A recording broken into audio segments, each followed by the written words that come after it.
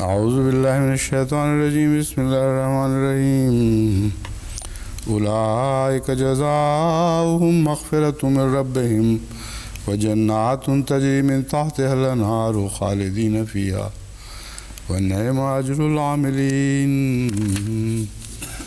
قد خلت من قبلكم سنن فسيروا في الأرض فانظروا كيف كان عاقبة المكذبين هذا بيان للناس وهدى وموعظة للمتقين ولا تهنوا ولا تحزنوا وأنتم الأعلون إن كنتم مؤمنين إن يمسسكم قرح فقد مس القوم قرح مثله وتلك الأيام نداولها بين الناس وليعلم الله الذين آمنوا ويتخذ منكم شهداء والله لا يحب الظالمين والله لا يحب الظالمين وليمحص الله الذين آمنوا ويمحق الكافرين أم حسبتم أن تدخلوا الجنة ولما يعلم الله الذين جاهدوا منكم ويعلم الصابرين. I've recited a few verses which we have already covered because I intend to return to those three verses which we have already covered before I commence the commentary on the verses which follow. The verses which remain yet to be discussed. Consulting my notes after finishing the Dars, I realized that a few points which I wanted to mention during the discussion of those verses were left out and they needed to be reintroduced to you.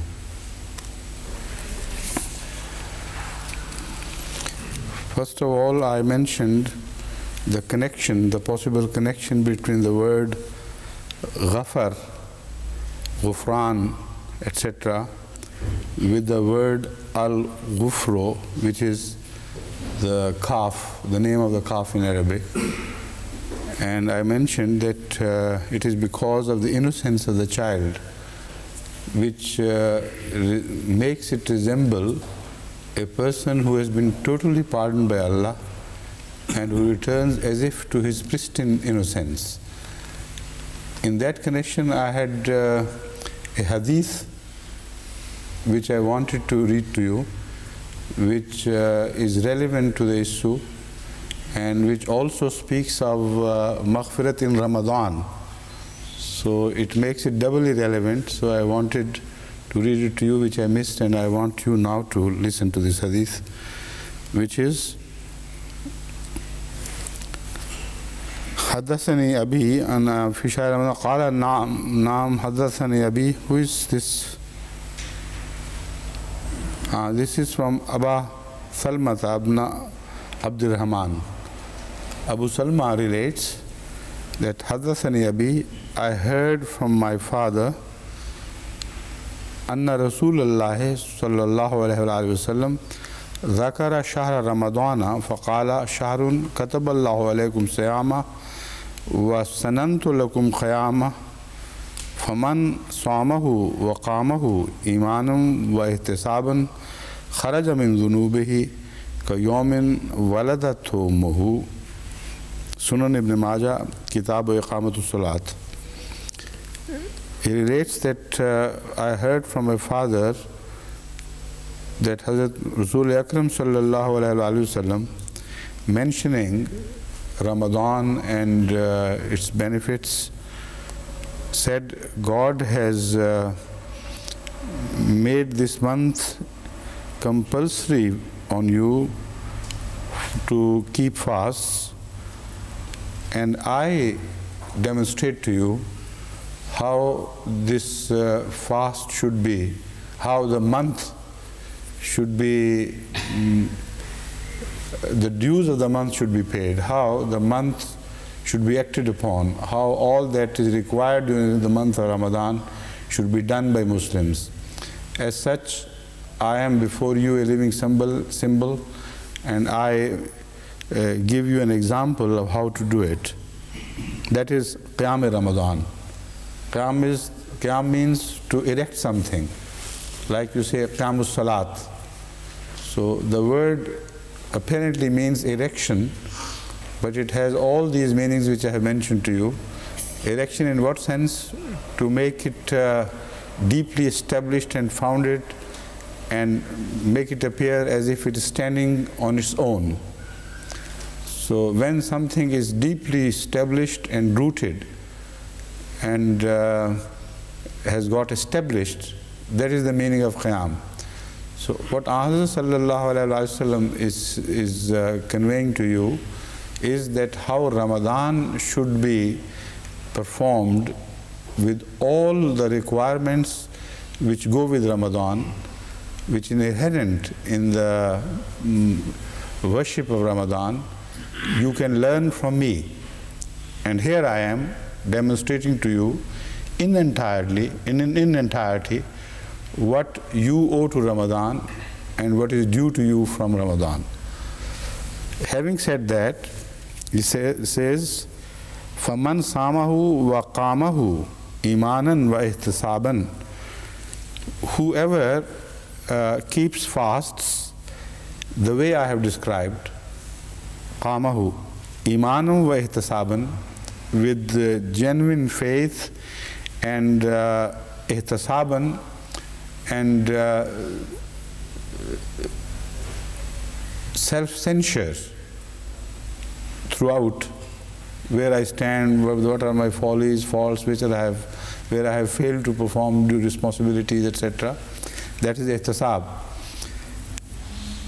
Akhraja min dhunubihi, he will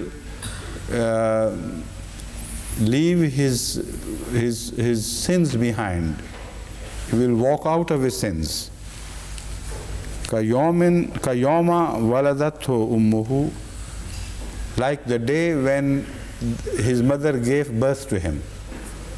So Ghufran in its ultimate meaning means something who has been made innocent like a newborn babe. And that is why the Arabs gave this name Al-Ghufr to the newborn calf. So I mentioned this hadith not just to establish a relationship with the calf, but to establish the relationship of every Muslim who goes through the exercise of Ramadan and practices Ramadan as mentioned by Hazrat Sallallahu Alaihi Wasallam, that the ultimate end should be to be reborn. Reborn in the sense that you walk out of your sins so completely that they are buried as in the past like dead, and you get a new birth and new life. The second verse which I want to return to briefly is the verse which says قَدْ خَلَتْ مِنْ قَبْلِكُمْ سُنَنٌ. This is which verse is this? Let me see.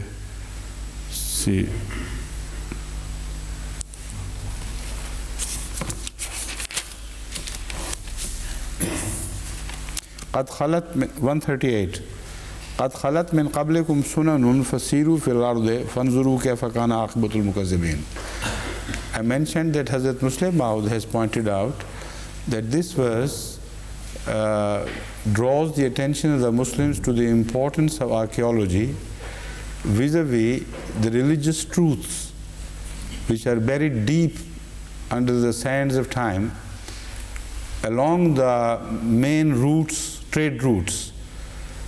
Hazrat Muslim Maud inferred from this that the science of archaeology is what is mentioned, and the Muslims should have paid heed to this science far more than anybody else. But unfortunately, it is the Muslims alone which have not paid heed to the science of archaeology, with the result that the enemies of Islam are deeply not only interested in archaeology, but are turning it to their own benefits. whenever the question of the Quran versus archaeological finds are concerned, the question of biblical statements vis-a-vis the archaeological finds are concerned, they always give the discoveries a turn to their advantage and hide things from public view which are helpful in establishing the truth of the Quranic statements. Except for a few people here and there are few exceptions among the Christians, etc., who when come across such a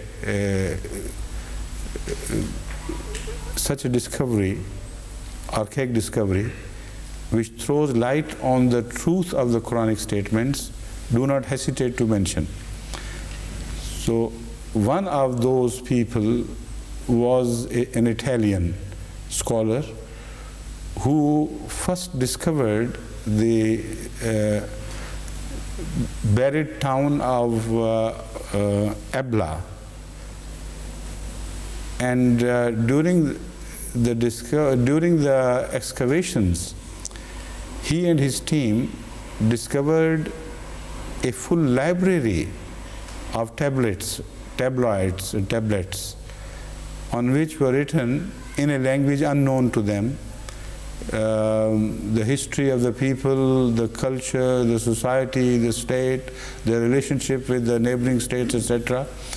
So another Italian scholar who was a philologist, he worked on those tabloids and reinterpreted them for the modern man. This book I have not been able to find myself, although I have put people onto it.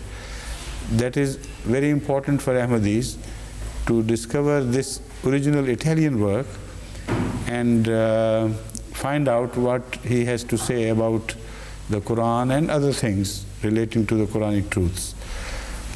But it has been briefly mentioned in another book which is entitled Ebla, and Sheikh Abdul Qadir Sahib had mentioned this book in his essay which I mentioned to you earlier, and from that brief reference he concluded that the civilization of Ebla and the discoveries of Ebla, of that civilization in fact, point to the Quranic truth which previously was denied by the scholars.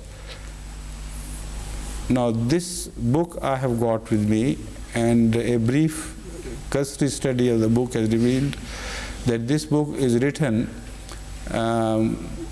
very probably under Jewish sponsorship, and it is written to highlight those facts only which go to the advantage of the Jews and the Israelites in their claim to a much wider empire of the Jews in Middle East. And as far as the Quranic truths are concerned, only one mention is made, and very briefly and very gingerly. The authors don't seem to like it at all. And they also mentioned that the original authors have ultimately ceased to relate their findings to the biblical statements, while previously they used to do it. So there seems to be something deeper to be studied. So I want some Ahmadis who know Italian well to come into contact with the authors and find more about the lost or rediscovered civilization of Ebla and what the tabloids have to tell us about the past. Let me first introduce Ebla to you. What does the word mean and what it stands for? In the interwar years, archaeologists working on sites in the Near East kept stumbling upon references to a city of Ebla, which it was suggested was a major center of civilization going back to the 3rd millennium BC. That is between 2000 and 3000 years before Christ. So So they kept on stumbling upon references to a city which was no more, of which they had no knowledge where it existed and whether it was a mythical city or legendary or actually it existed. But occasionally they discovered the word Ebla coming up. So this was very intriguing. And what happened then was, but there was no clear indication as to its actual location. Paulo Mattei, this is the scholar who is the founder of this discovery and the works which followed. A young graduate in Near Eastern Studies was convinced from his research that it was in northern Syria, and the chance discovery of a Bronze Age urn in a field near Aleppo confirmed his belief. In 1964, he brought together a team of archaeologists and technicians to test his theories, and finally, in 1968, they came upon an inscription confirming that this was indeed Ebla. Further excavations revealed that it was a city of considerable size and affluence. The character of its society and its place, history, were all subjects of speculations until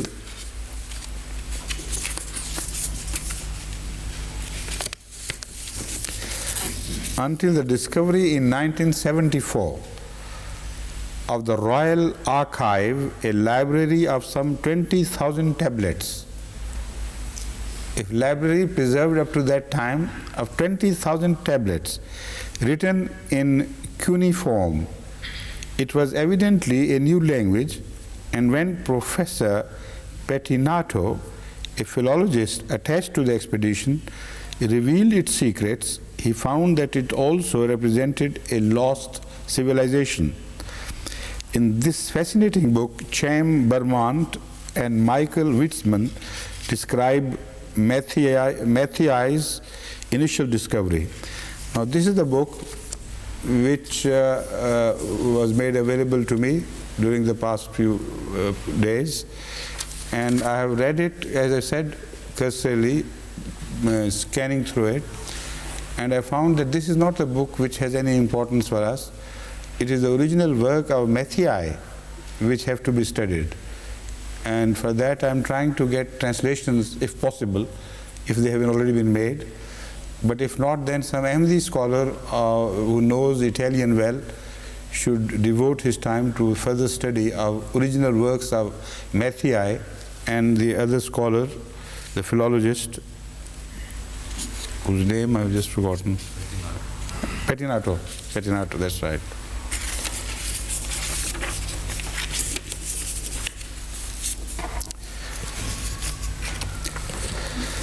Now, as I told you, I have a strong impression that the writing of this book, Ebla, was sponsored and encouraged and maybe financed by some Jewish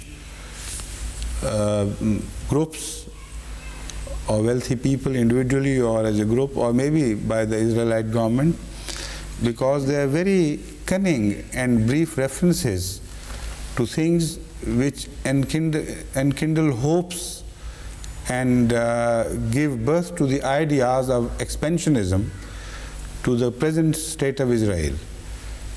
One such passage I read from this book, which will indicate how these people work to their advantage, whatever comes their way by way of discoveries, and suppress the truth whenever and wherever it's possible for them to do so. It says, it is possible, perhaps even likely, that some Jewish individuals or groups might be tempted to use the Ebla tablets to further their belief that Israel was once an empire and must be an empire again. And some Christian fundamentalists have pointed with quivering fingers to Genesis 15:18 and the promise, "Unto thy seed have I given this land from the river of Egypt unto the great river, the river Euphrates. But no responsible Jew has suggested they establish a Jewish claim to Syria. Now, how cunningly hints are dropped that if so far no responsible Jew has done it, why not go ahead and do it? But this is an established fact that this is the ultimate goal, and I mentioned it during my sermons on Gulf War, that they will go for a wider expansion, greater Israel after this. Although their claim to this wider empire through the discovery of Abla is nonsensical. There is no proof whatsoever in the discoveries of Abla that they were Jewish people who occupied this land. The only remote connection between Abla and the Jewish and the Israelites later on is that Ur may be situated somewhere there. And the Ur, the birthplace of Hazrat Abraham alayhi salatu wasalam. Apart from that, Abla people were the common ancestors of all the Semitic races, including Arabs. So the question of religion or question of a confrontation between Muslim Arabs and the non-Muslim Semites, the Jews, is not even remotely connected to the discovery of Abla. The irrelevant things. Common ancestors of people which comprise the Israelites as well as the Arabs, the Jewish Semites and the non-Jewish Semites. That is all that could be inferred from this.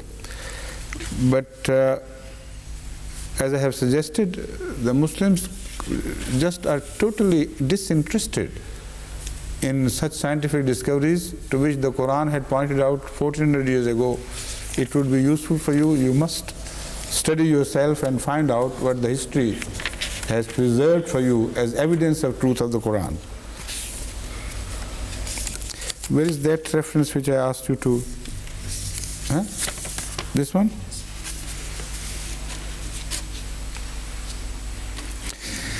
Now the reference to Ad and Samud, etc., which led me to mention this story of Abla, is taken from this book, very briefly mentioned of course, but it is there. The discovery of a vast palace archive at Tel Mardikh Abla in 1975 caused a stir which reverberated well beyond the academic community and which reverberates still. It revealed a civilization which had remained lost and almost forgotten for nearly 4,000 years, pushed back the frontier of recorded history, and promised to contribute to understanding of the cultural development of the human race. Moreover, its very location in northern Syria by the road to Damascus aroused hopes that it might, which in some minds were converted to certainties that it did, throw new light on the world of the Bible. Now again, this mention of Abla being having situated by the road to Damascus is important, because the Holy Quran repeatedly tells us that you follow the trade routes and there you will find buried great cities and great people, erstwhile great people who have been mentioned in the Holy Quran, that ultimately they were destroyed and annihilated from the face of earth by Allah's wrath. So it is from page 191 of Abla. Pettinato has also found at Abla the names of 3 cities, Shamutu, Ad and Iram. Samud is Shamutu, which he identifies with these names in the 89th Surah of the Quran. The relevant passage, though far from straightforward, now this shows the vitriolic attitude of the authors, how stingily they accept the truth. In between they insert, though far from straightforward, has been translated, hast thou not seen how thy Lord did with Ad, Iram, and the pillars, the like of which were never created in the land, and Thamud, who hollowed the rocks in the valley. Of these, Thamud is generally believed to be the name of a tribe first mentioned by Sargon II in the 8th century BC.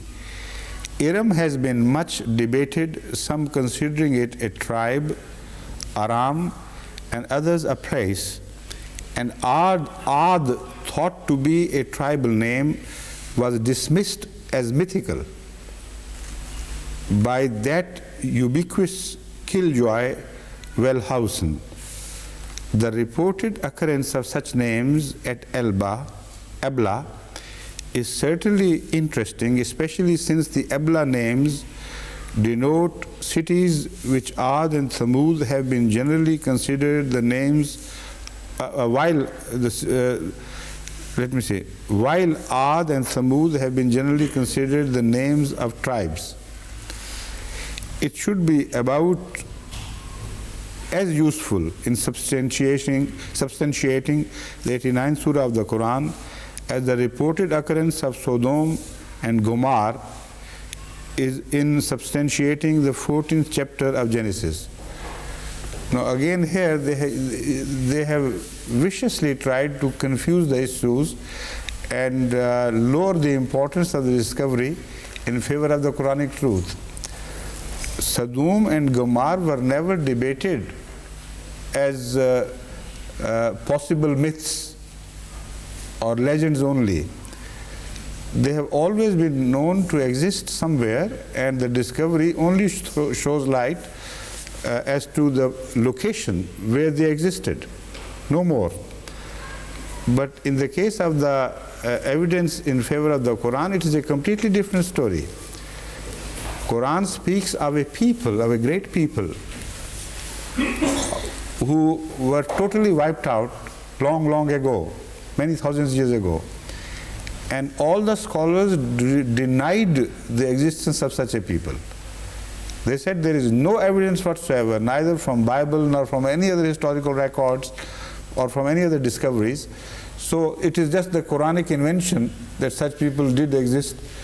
Now, what Ebla has done is it has produced the evidence, positive, irrefutable evidence that such people did exist, and the name is exactly the same as mentioned in the Quran. So this is how these people, confuse the issue and try to hide the truth behind vague remarks like these. And the ordinary reader doesn't understand the import of these things. They're casual, innocent remarks, but they're not so. They're intended vicious attacks on the Quran and to belittle the great evidence which is being discovered by the modern archaic discoveries in favor of the Quran. That is why I said Ahmadi archaeologists should pay serious attention to this subject and study study not only the finds of other scholars, but I believe they should begin to participate in actual research work on archaeological finds and be the pioneers rather than to be the followers of other pioneers. The third verse to which I wanted to return briefly is the second verse, 139, yes. Haza bayanul linnase wa hudam wa mu'izatul lil muttaqin. Have I discussed two verses before? Yes. This is the third verse. Haza bayanul linnase wa hudam wa mu'izatul lil muttaqin.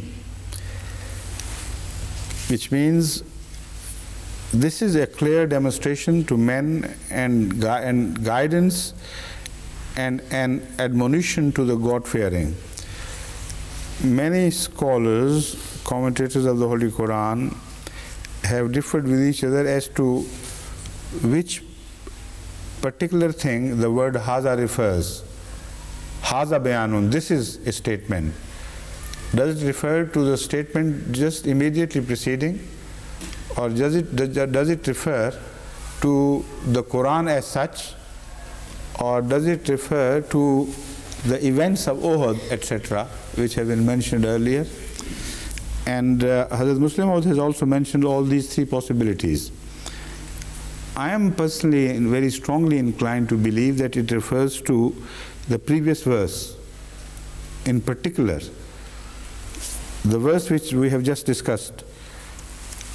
قَدْ خَلَتْ مِنْ قَبْلِكُمْ سُنَنٌ فَسِيرُوا فِي الْأَرْضِ.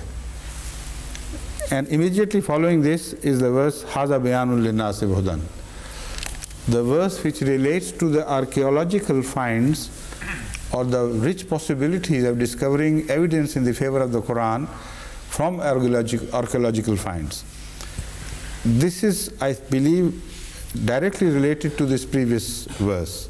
Haza relates to that, because the verse is broken in two parts. Number one, it says Haza bayanul linnase. This is a statement of facts for the people in general, for the mankind, and nas, for the mankind in general. Wahudam wa mu'azatul lil muttaqin, and source of guidance and admonition only for the God-fearing. So it's not one single statement, it's broken in two parts. It says that if archaeologists work on the sites which have been briefly and generally mentioned in the Quran, they will discover many things, but they will not be guided. They will not take their lessons from history. The whole exercise will be futile and go to waste. It is just a statement for them. They can follow the paths and discover the lost civilizations, but to no avail. But if the believers do that, to them that will be a source of guidance and admonition, and provide them with an opportunity to draw lessons from the history of the ancient people. So I think this directly relates to it, and it reads sense if you relate them directly with each other. Now the verses which we have not yet touched, starting from 140. وَلَا تَهِنُوا وَلَا تَحْزَنُوا وَأَنْتُمُ الْأَعْلَوْنَ إِن كُنْتُم مُؤْمِنِينَ. Slacken not, nor grieve, and you shall certainly have the upper hand if you are true believers. Hazrat Ibn Abbas relates that this verse is applicable to Uhud, and it is the Battle of Uhud which is being referred to in this. And because of the temporary setback in the Uhud, there was every danger that Muslims will begin to lose hope or in their message, or weaken in somehow, psychologically, adversely affected and so on. So this verse is to pip them up and to give them new blood and new blood transfusion of energy. But let's first discuss the meanings of a few words used in this verse. One is La Tahinu. What does Wahan mean? Wahana Yahenu Wahanan means weakness, debility in the body or in the work, or also in resolution. So the word Wahan applies to all these three human activities of mind, heart and body.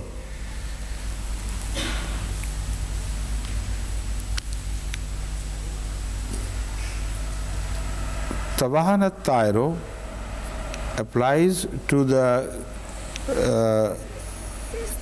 a bird who has eaten overmuch of the flesh of dead animals. So the scavenger birds are meant by word attire, not all birds, because the birds do not normally eat the dead meat of animals. So the scavenger birds, when they have overeaten the corpses, they become too heavy to fly. So that weakness is not from outside, but it grows from within. And similarly, Al-Wahananato is a woman who is too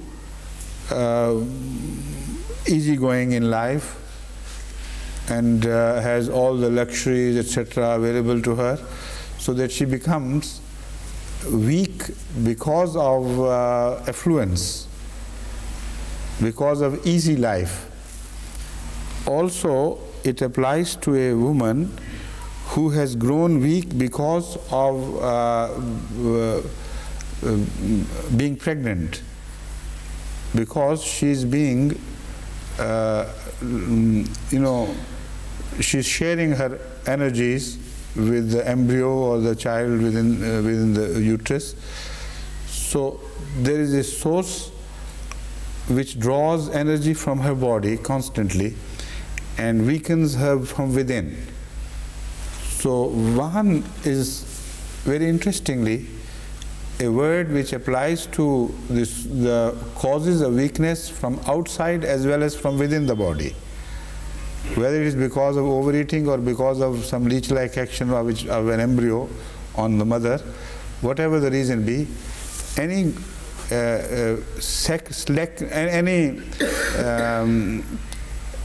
weakening and debilitating action which comes from without or within the body is referred to as Vahan.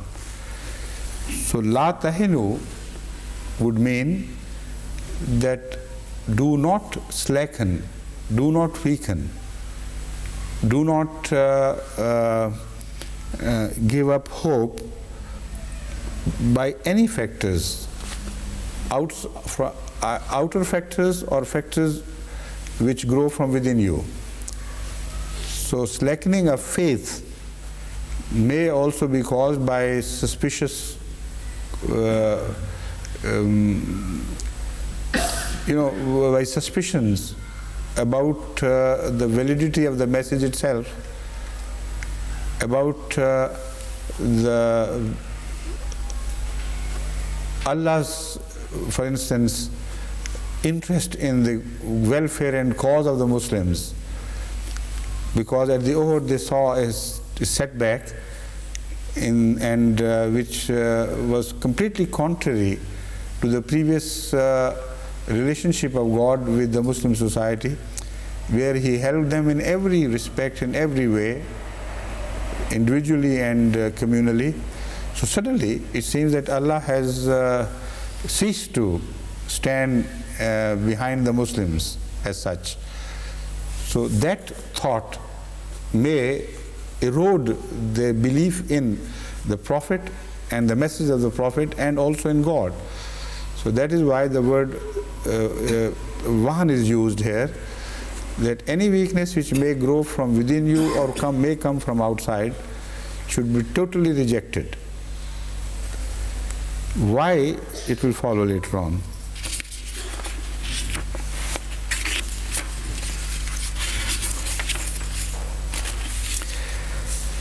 Huzn is used, and the word huzn is used or word hazan is used. They are two different inflections of the same infinitive. In fact, the same three letters used to indicate sorrow of some sort. You know huzn, mahzoon, somebody who is sad and dejected. But in Arabic, this three-lettered word takes form of two different infinitives. One infinitive is huzn and one infinitive is hazan, and they have two different connotations. While I studied the Arabic dictionaries and also the commentaries of the Quran on this verse, I was surprised to find that most of the scholars, in almost all the scholars, are agreed that there is no difference between the two. They indicate the same thing. Whether the infinitive is Hazan or the infinitive is Huzn, it's one and the same thing. It doesn't make any difference. But I could not believe in this, because I know when the Quran uses a certain infinitive in one place and other infinitive in another, and is consistent in the use of certain infinitives, although they are made of the same three-letter source, there has to be some reason. So by studying the verses used, I have discovered something which I must share with you, which is very interesting. The word Hazan is applicable to such sorrow or grief which keeps nagging you and about the future, not only about the past injury which you have received, but something which may happen in the future. So where you remain worrying about what may happen in the future, that worry, when there is a touch of sadness about that worry, is called Hazan. And Huzn is related mostly to the past. Sometimes it relates also to the past plus some future. But as I have studied all the verses carrying the words Huzn and Hazan, I have come to discover that Hazan is something relating to future. There is no doubt about it. And Huzn mostly has nothing to do with future. It has only to do with the past. And Huzn also, in some such situations where future has to play a little role, is used to indicate past sorrow and grief at a side, some loss, plus some little worries about the future as well. Now I can quote some verses to further demonstrate the difference to you. Hazana yahzunu huznan means somebody grieved or was saddened or will sadden and will come to grief or suffer from grief. Huznan, Huznan is the infinitive, the one which relates to the past. Surah Aale-Imraan verse 177 says, وَلَا يَحْزُنْكَ الَّذِينَ يُسَارِعُونَ فِي الْكُفْرِ إِنَّهُمْ لَنْ يَضُرُّوا اللَّهَ شَيْئًا يُرِيدُ اللَّهُ أَلَّا يَجْعَلَ لَهُمْ حَظًّا فِي الْآخِرَةِ وَلَهُمْ عَذَابٌ عَظِيمٌ. وَلَا يَحْزُنْكَ الَّذِينَ يُسَارِعُونَ فِي الْكُفْرِ. It means it should not bring any grief to you those who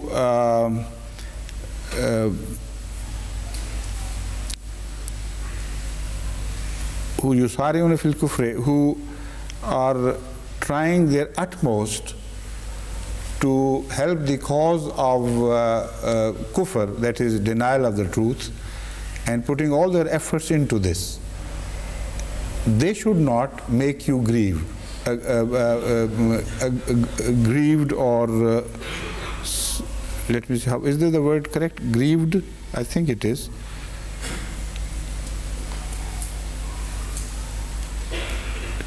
Let's say they should not grieve thee. What is the point of grief in this? The fact is that those who are the leaders of rejection of truth, they are bound to go to hell. And hell is the ultimate promise of God to them, that they will end up in hell. So here the grief is not about any future harm which may do to Islam. It is about their fate. They are already doomed.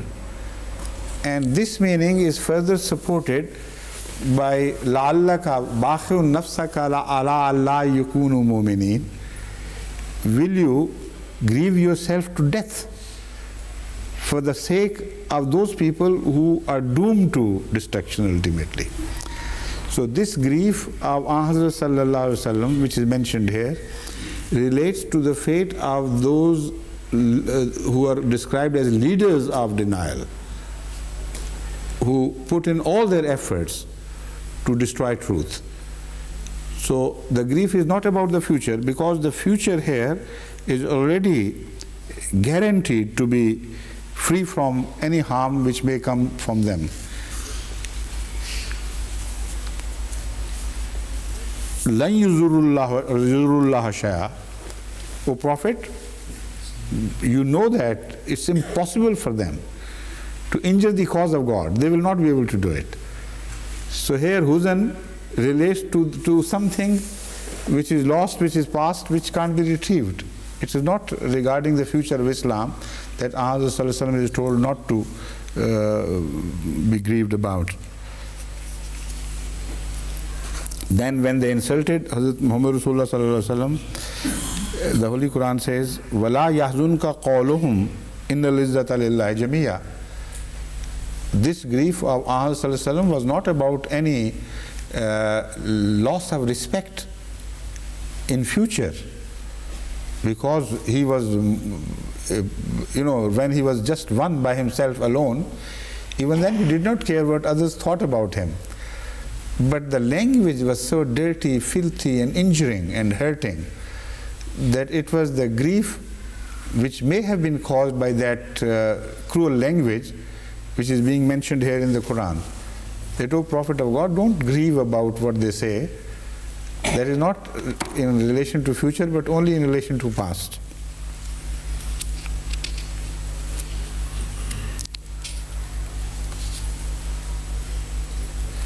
Then وَتَوَلَّ عَنْهُمْ, Surah Yusuf, ayat 85, regarding Hazrat Jacob, Hazrat Yaqub, وَتَوَلَّ عَنْهُمْ وَقَالَ يَا أَسَفَ عَلَى يُوسُفَ وَابْيَضَّتْ عَيْنَاهُ مِنَ الْحُزْنِ فَهُوَ كَظِيمٌ.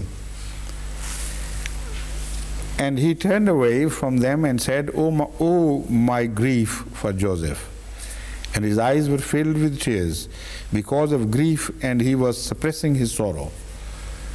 Now here, it was not his fear for the future of Hazrat Yusuf alayhi salam, because other verses positively declare that God had told him already about the ultimate victory of Joseph over his brothers, and the great status to which Allah would raise him in future. So the grief was not at all about the future. The grief was about what harm had already been done to the son. The suffering of the son is what kept him deeply hurt and worried, not the future. So in all these cases, huzn is applicable to the past. In the next verse, he says, it's the next verse it is 85, verse 85, which I have just recited. In verse 87, taking up the same issue, the Holy Quran reveals, "Qala innama ashku bathi wa huzuni ilallahi wa alamu minallahi ma la ta'lamun." It clarifies the matter absolutely now. There is no doubt left. Hazrat Yaqub said, "Innama ashku bathi wa huzuni ilallahi." I shed my tears of grief before my God, not before you to seek any pity, to invoke any pity in you. But as far as the future of my son is concerned, I have no doubt about it. وَعَلَمُ مِنَ اللَّهِ مَا لَا تَعْلَمُونَ. I know from God which you do not know. So that means the word huzn was applicable only to the past, injury which has already been done. It does not mean any concern regarding the future. So there are many other such examples which indicate that the word huzn, the infinitive huzn, has an affinity or a relationship with the past rather than with the future. Hazana yahzanu hazanan, on the other hand, has the connotation of grief regarding the future. Some verses can support, which I'm going to recite to you, will support this view. Innal lazina amanu wal lazina hadu was sabiuna wan nasara. It's a longish verse. In the end it says, La khawfun alayhim wa lahum yahzanun. The word yahzanun here, as you read the verse, very clearly indicate about the future. They may come to loss, they may come to grief, they may end up like this and that. These are the future worries from which they will be saved. This is the promise.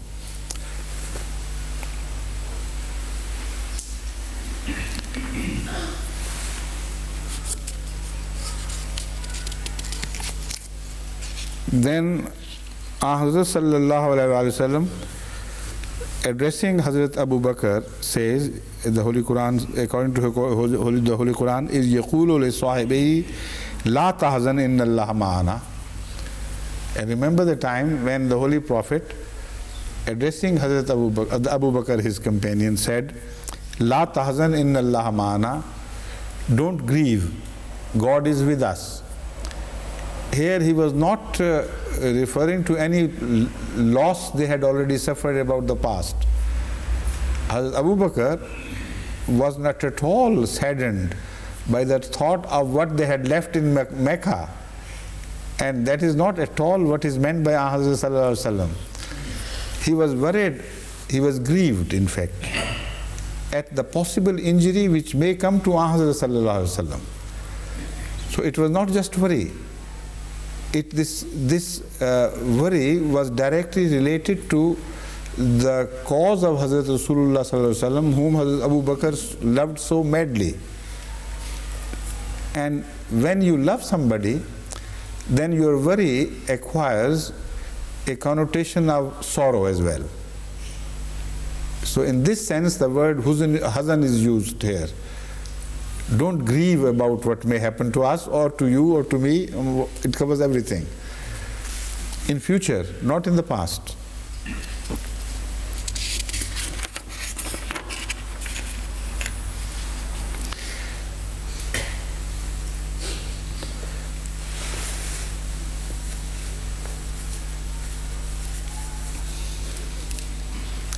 So when you lose hope about the future completely, then the word hazan is used. So whenever the Holy Quran says la tahzan, it means have faith in the future, do not lose hope in the future.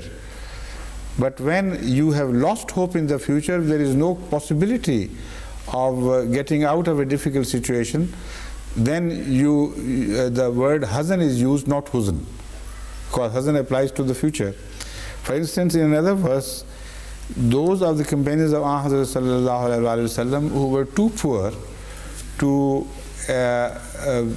arrange for weapons or horses to join the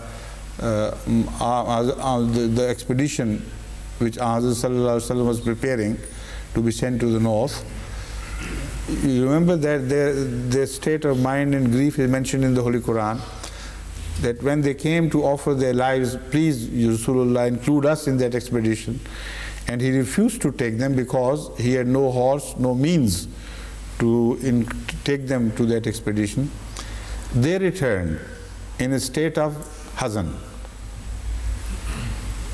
Hazan about the future, in fact, that they have no hope in future left. There is no way in which they could still join this expedition. So hazanan is about their loss regarding their future, connected with their future. Other Muslims will be joining the army and receiving the blessings of Allah manifolds by becoming victorious or becoming martyrs, and they would be completely deprived of this opportunity. So this hazan relates not to the past but to the future. Wasbir wa ma sabruka illa billahi wa la tahzan alayhim wa la taku fi dhaiqin mimma yamkurun. Wasbir wa ma sabruka illa billahi wa la tahzan alayhim wa la taku fi dhaiqin mimma yamkurun.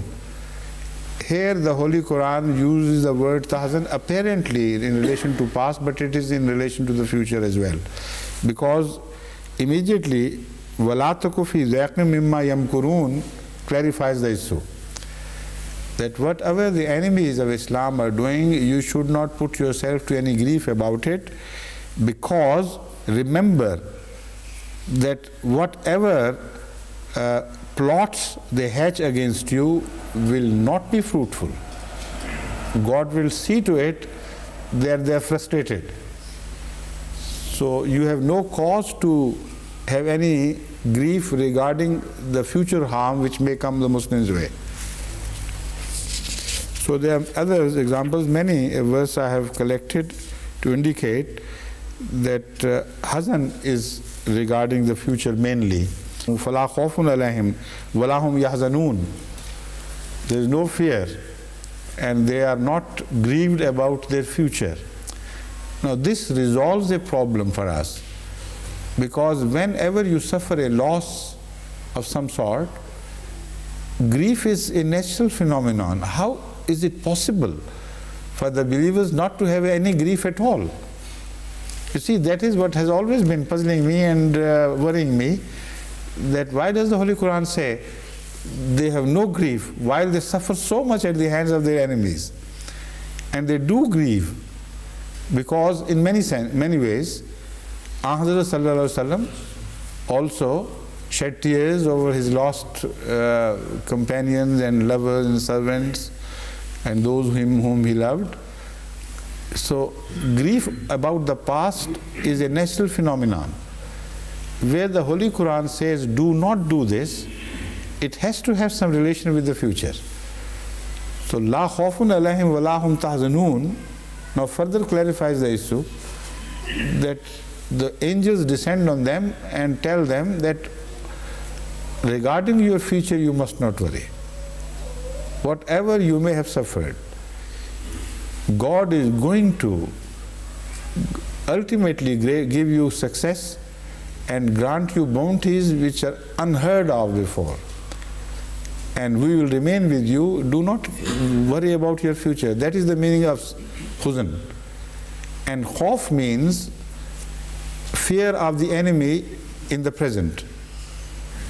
Any impending fear, immediate fear, which may come which may spring from your awareness that the enemy is nearby, is planning something against you, that is khawf. So the Holy Quran says the angels descend on the people who are steadfast, who believe in God, and tell them they should not have any cause of fear. God will save them. And as far as their future is concerned, there is no reason whatsoever for them to be grieved, because ultimately they are bound to emerge successful. So the word hazan is used here in this verse, which we are studying.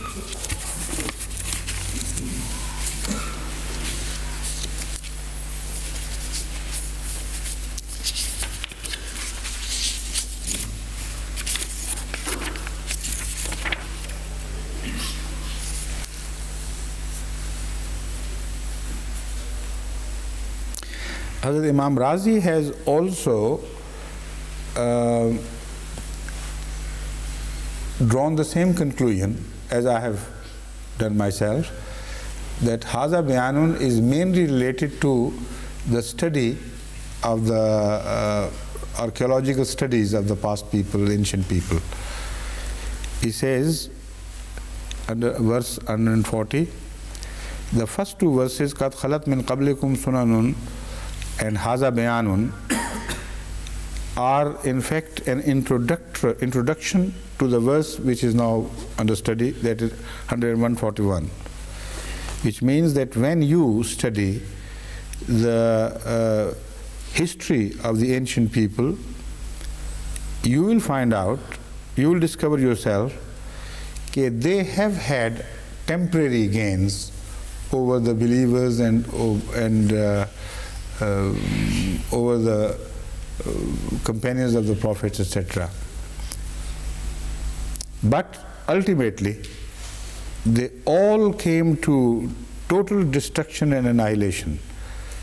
This is what you should understand from the study of the ancient people, and as such you should have firm faith that Antumul Alan, you are going to emerge as the victorious in the end, despite these temporary setbacks.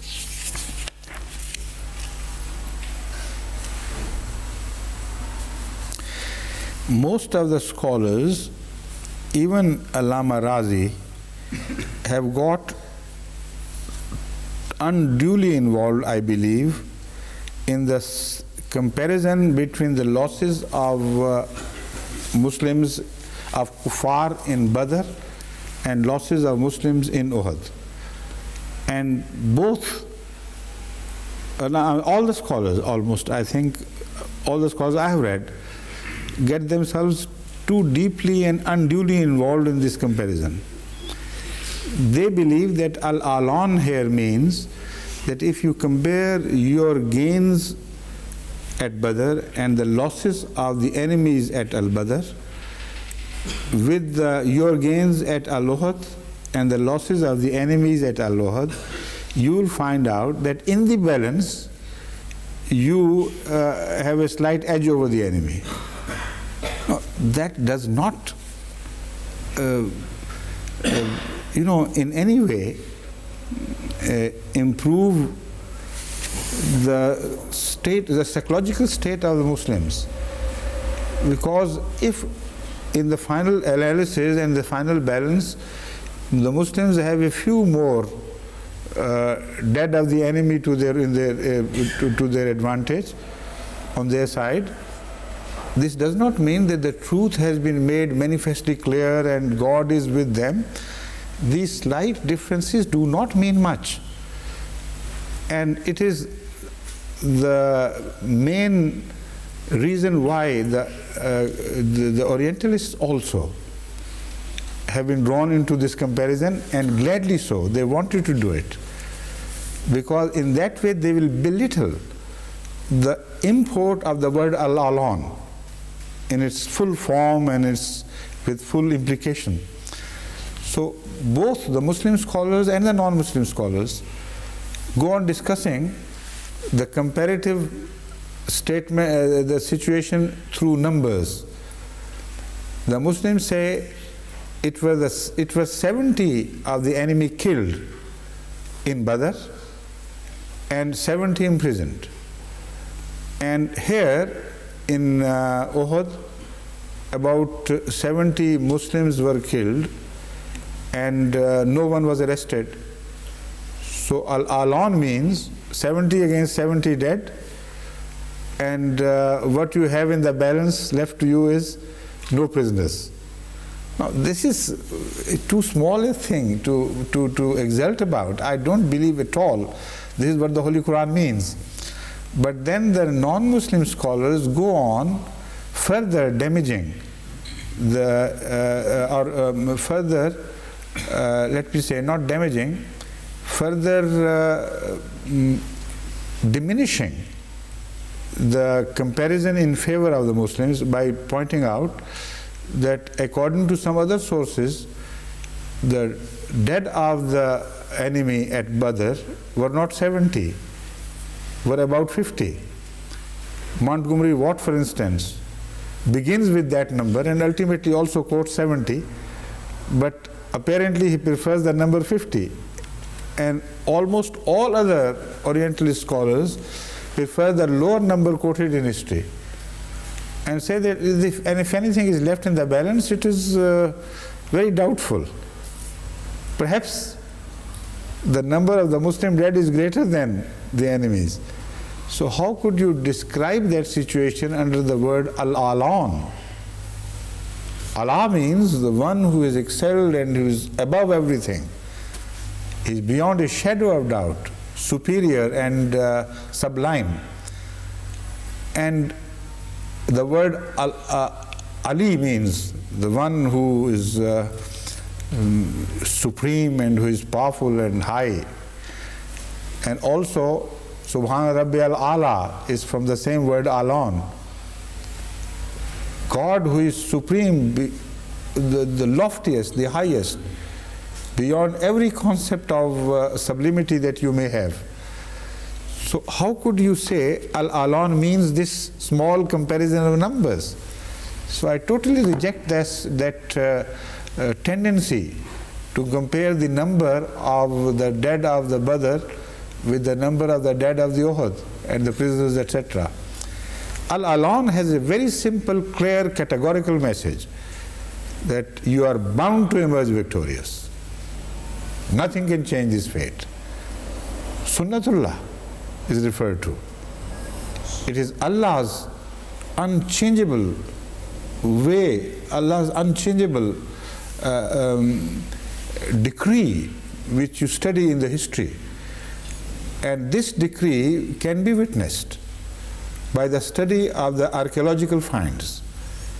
If you travel along the trade routes, then you will come upon such people who in the past have done that before.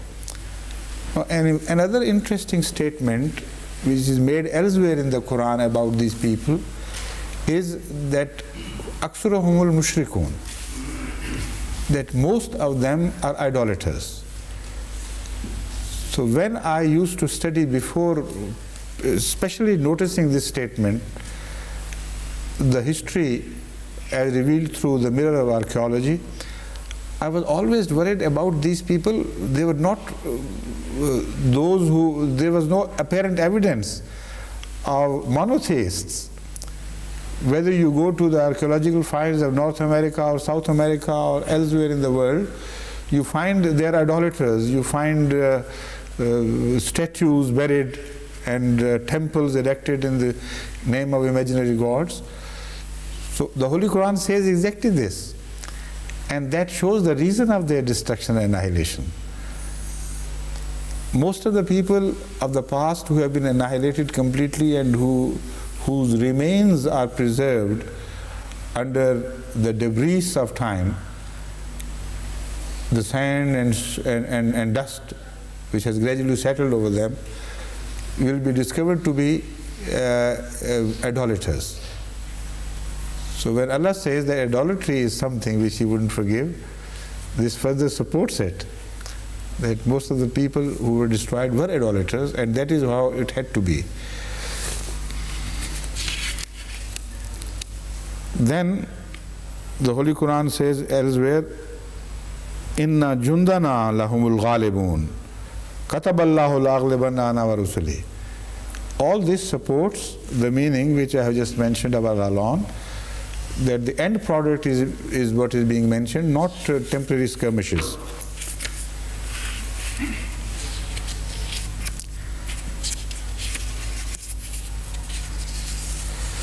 Allama Qartubi has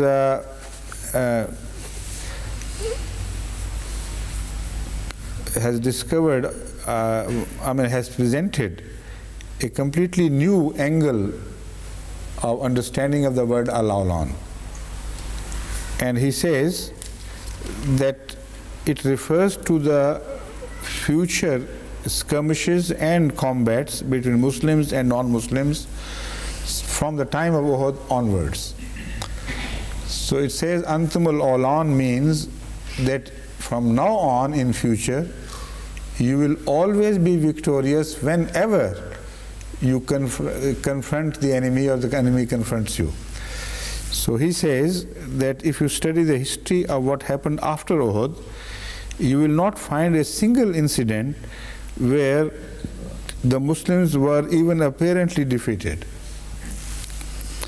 But I don't think he's right there, because at Jang-e-Hunain we also witnessed another reversal, a temporary reversal like Jang-e-Uhud. And to say that this was a promise for the future about every skirmish is wrong, because the Holy Quran clearly mentions a sunnah, God's sunnah. And God's sunnah, as I have already made it clear to you, reveals to us that temporary setbacks are possible, they may happen in the case of the truth and the followers of truth, but the ultimate end product is always in favor of the true people, and as in that you will find no exception whatsoever. So let us stick to this positive truth, and let's not get involved into a detailed debate of what happened after this Uhud.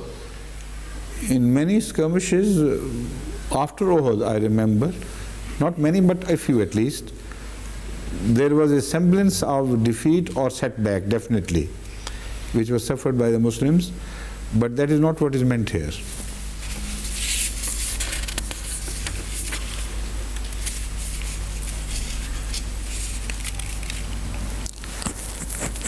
Hazrat Khalifatul-Masih IV has mentioned, it is from his notes published by Fakhruddin Multani, under verse 140, he says, ला तहनु नफ्स के मुकाबला में और दुश्मन के मुकाबले में सुस्ती इख्तियार नहीं करनी चाहिए.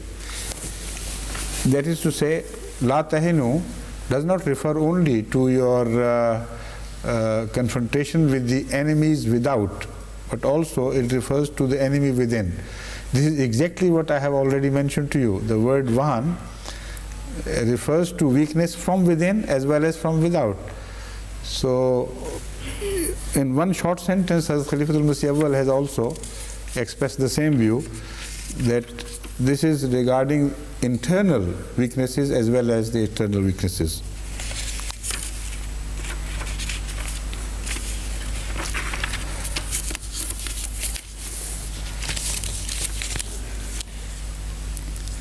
But another thing which has been overmuch unnecessarily enlarged and placed out of context is the fact that the Muslims needed such a boost and they were showing weakness.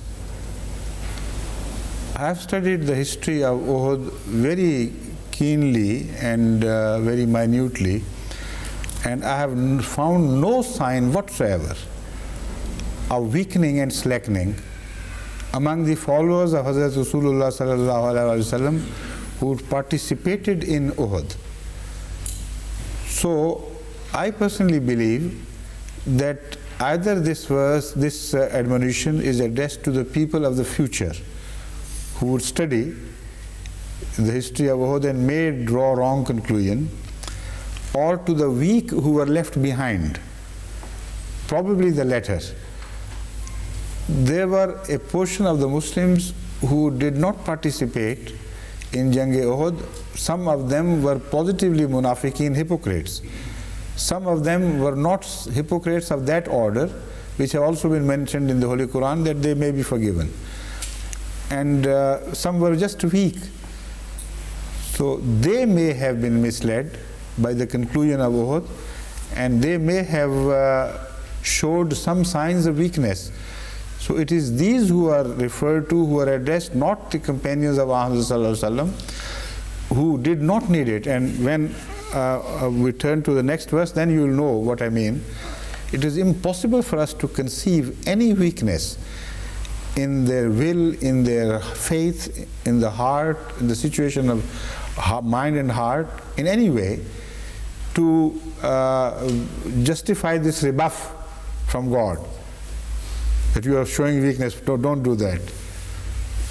We are telling you and we're reminding you there's no occasion to show weakness, because they did not show any weakness. But to that we'll turn later.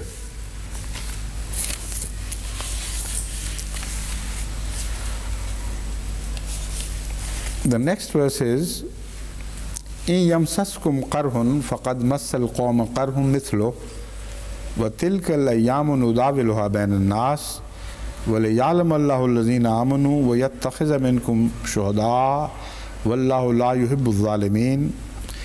If you have received an injury, surely the disbelieving people have already received a similar injury. And such days we cause to alternate among men, that they may be admonished, and that Allah may cause to be distinguished. Allah may cause to be distinguished those who believe and may take witnesses from among you. And Allah loves not the unjust. Verse 141. Before a detailed study of this verse, let's first turn to certain important words which have been used here. Qarhan, qarha or qarhun, qaraha wa qarraha means both are intransitive words, which means to injure somebody, to inflict injury on someone. Al-qarhu wal-qurhu both mean injury or some maybe which is caused either from outside, infliction by some weapon, or injury, not injury exactly, but eruptions of some sort, some sores, etc. They are also referred to under the word qarha. Qariha fulanun may mean both, which means somebody has a wound of a longish, a sort of chronic wound, which may have been caused by a weapon, or which may have been just a physiological phenomenon from within. So some disease may have caused it. In both cases, the word qarha is applicable. So it is also, that means wound from outside or from within, both are covered by word qarha.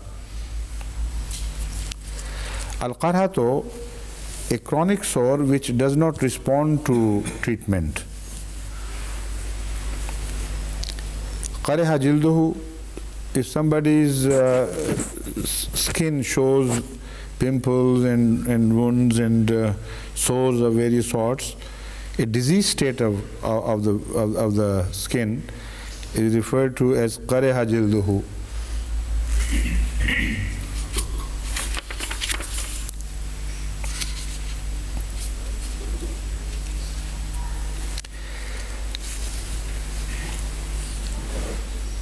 Metaphoric use of the word qarha is also found in Arabic usage. If you tread a path so much that you find the marks of treading permanently engraved on the surface, and gradually, not a path but any place by which a path is created because of people walking over it, that process is called qarha.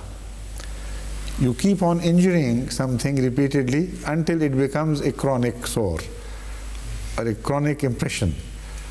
So that is how ulcers are born. If you constantly let your stomach acids injure the inner surfaces, that is and the mucous membranes of the stomach, then after a while you cause a chronic sore, and that is referred to by the word qarha, and the same process is metaphorically used for the creation of paths by extensive usage of people of that area.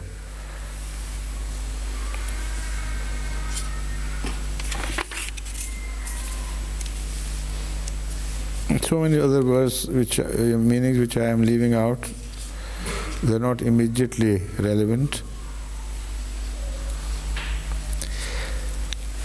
When it also indicates the teething process of children. qarrahat sinnu saghir, that means that a child is just ready to throw out teeth, to grow teeth, because in the beginning it causes a sort of wound and an opening and inflammation, and that is what is referred to by the word qaraha.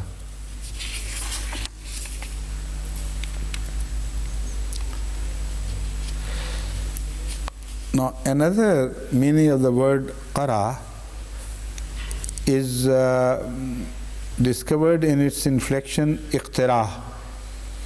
In the major iftial, it acquires the meaning of digging something out, discovering something, inventing something new which was previously unknown.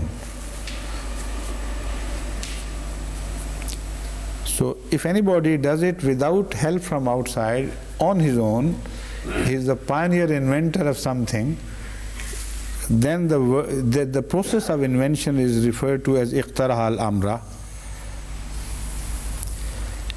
Iqtaraha al-kalama irtijalan, that is to say, extempore speech which brings out something new which has not been previously mentioned, and suddenly he comes out with some. That is a sort of invention as well. Al-qaraho also is applicable to everything which is pure, and it is a property of water, qarah, which means pure water. So why is it called pure? Because something which is new and untouched by other things. Qaraha means invention which has not been held by any other elements and outside influences. So anything which is in a state of pristine purity, where it has not been influenced by anything outside, from outside or from within, is referred to as purest under the word al-qarah. This is why the rainwater is also referred to as qarihus sahaba, which means purest water. The water which drops from the clouds used to be pure, no more so, unfortunately. Now you may have heard of acid rains and things, so do not misread this word in Arabic. This is applicable only to the state of time, of age, when rainwater used to be pure, no more, unfortunately. So you will not hear of any qarihus sahaba anymore, unfortunately.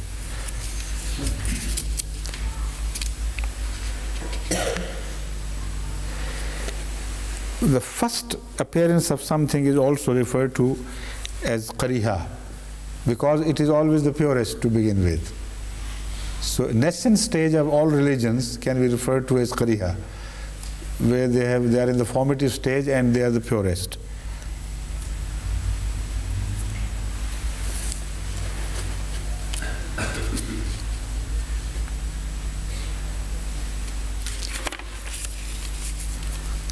Dala yadulo dulatan, dolatam wa dolan. I'm sorry, Dala yadulo dolatam wa dolan, and Davala yudavilo mudawalatan. Also dulatun is its infinitive. Dola wa dulatan, both are infinitives. Already, I think it's time for us to stop. I'm sorry I didn't refer to the watch earlier. So to begin with, I thought an hour and a half would be quite enough. But when we come to the close, then we realize that it is not enough.